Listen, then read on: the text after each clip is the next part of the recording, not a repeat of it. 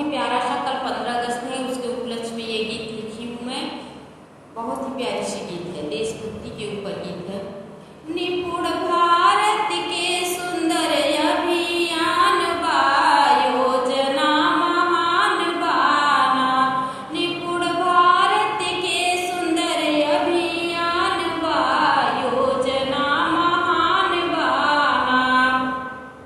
फैली ज्ञान का प्रकाश होई बच्चन का विकास, फैली का प्रकाश होई बच्चन का विकास। पूरा लक्ष्य दिल में अरमान बा, योजना महान बाना।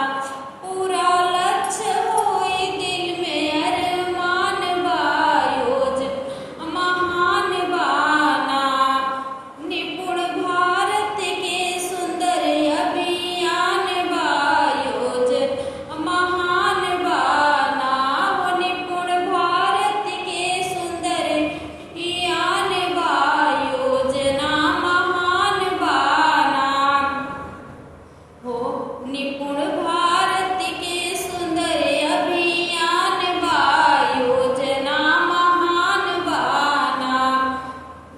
3 वर्ष पे पढ़ाई बाल वाटिका पे होई, 3 वर्ष पढ़ाई बाल वाटिका पे होई। भाषा गणित के विकास के विधान बा, योजना महान बाना। 3 वर्ष पे पढ़ाई बाल वाटिका पे होई, 3 वर्ष पढ़ाई बाल वाटिका पे होई। भाषा गणित के विकास के विधान बा, योजना महान बाना। भाषा गणित के विकास के विधान बा, योजना महान बाना। निपुण भारत के सुंदर अभियान बा, योजना महान बाना।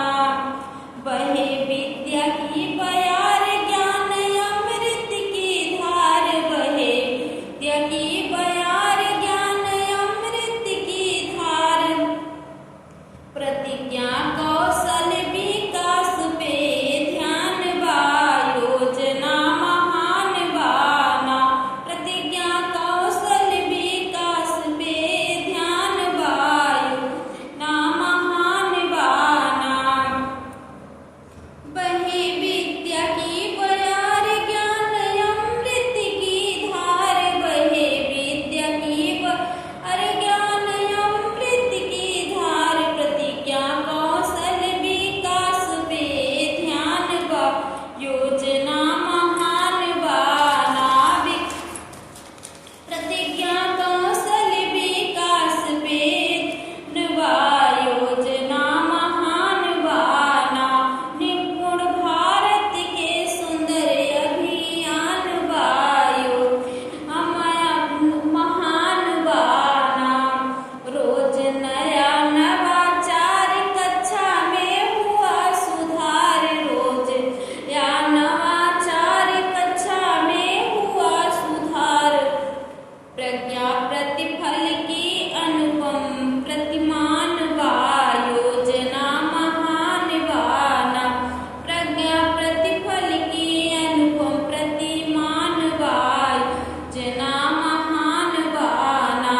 निपुण भारत के सुंदर अभियान बा, योजना महान बाना। आई योगी सरकार, हुआ शिक्षा में सुधार।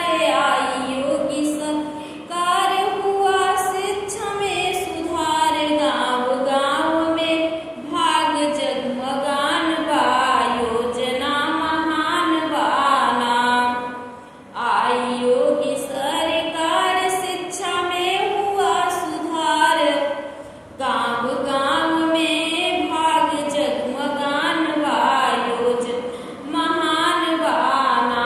निपुण भारत के सुंदर अभियान बा, योजना महान बाना।